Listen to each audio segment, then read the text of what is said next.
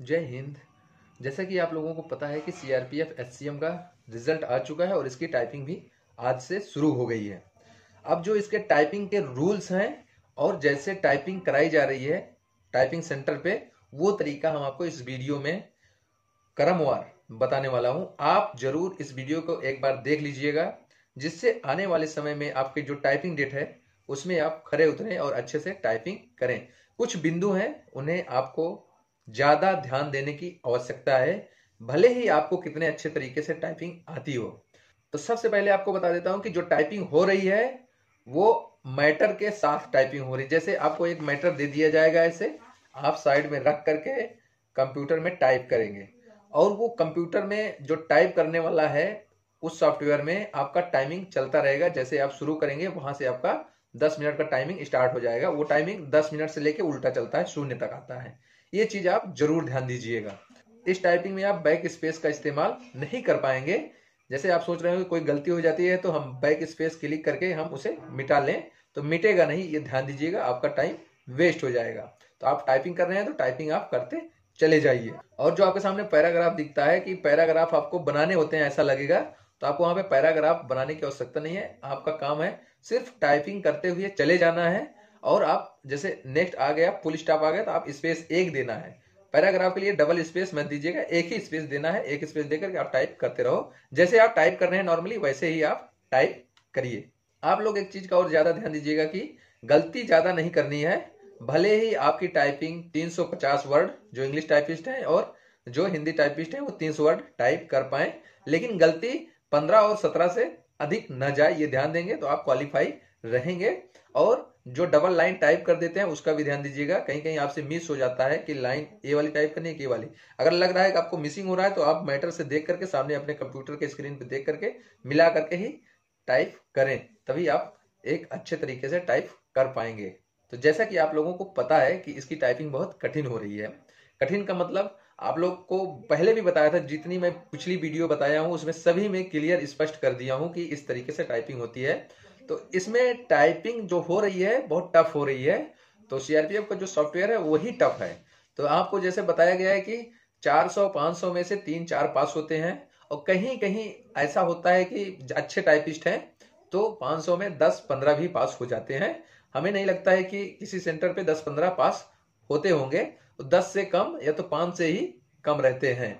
इसकी टाइपिंग बहुत टफ है और आपको घबराने या टेंशन लेने की आवश्यकता नहीं है। जब आप टाइपिंग करने बैठते हैं तो आपके कुछ हाथों में कंपन सा आ जाता है या हाथ कांपने लगता है, तो आप लोग क्या करते हैं, टाइपिंग कर करके गलतियां करते चले जाते हैं।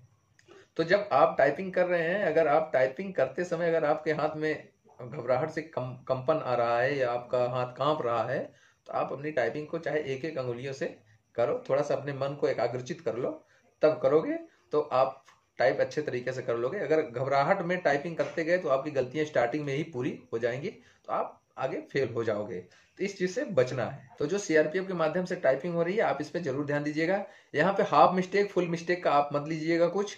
आपका जो मिस्टेक होगा वही मिस्टेक माना जाएगा। जैसा कि मैं आपको बताया था, 10,500 की स्ट्रोक जो इंग्लिश टाइपिस्ट है और जो हिंदी टाइपिस्ट है उनका 9,000 की स्ट्रोक प्रति घंटे की स्पीड से होनी चाहिए, तब आप क्वालिफाई हो जाओगे। एक्यूरेसी आप हमेशा मेंटेन करके रखना है। एक्यूरेसी मतलब गलती नहीं करेंगे तो आपकी एक्यूरेसी ऑलरेडी मेंटेन हो जाएगी।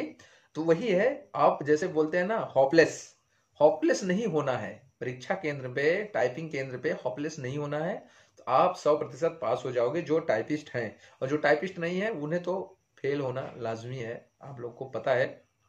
बहुत सारे ऐसे लोग हैं, आज बहुत सारे लोगों के कमेंट्स आए हैं हमारे पास, बहुत सारे लोग बताए हैं जो पास भी हुए हैं और जो फेल हुए हैं। जो फेल हुए हैं वो जो जैसे दहल जाते हैं ना, डर जाते हैं कि बाप रे इतने में से इतने ही पास, उनके भी ऐसे कमेंट्स आए हैं।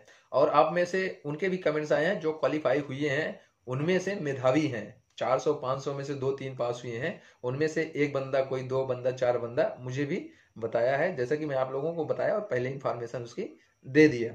तो इस प्रकार से आप टाइपिंग के समय घबराना नहीं है। टाइपिंग आप अपने तरीके से करना है, अपने मन के साथ, अपने दिमाग को एकाग्रचित करके, क्योंकि टाइपिंग का ये माहौल चल रहा है। अगर आप टाइपिंग में पास हो जाते हैं तो पक्का हमेशा हर जगह आप क्वालिफाई हो जाएंगे और आपके लिए सीट पक्का कंफर्म है।